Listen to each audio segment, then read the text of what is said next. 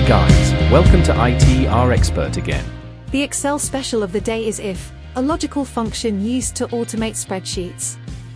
The if function checks if a condition is met and provide an outcome, otherwise, if false it returns another outcome. In this example, we will nest an OR function inside the if function as logical test, to enable multiple conditions. We'll use the function library now, but type the formula if you prefer. In here we have a list of ingredients and we want to check their cost in column C and their quantity in column D.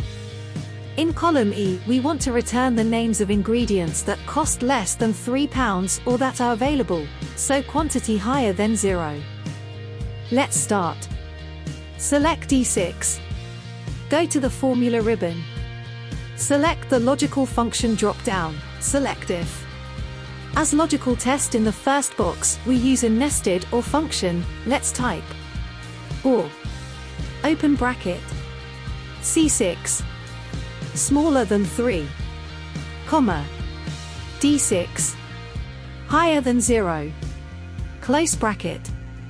As value if true, in the second box type B6, as we want to type the name of ingredients that meet one condition.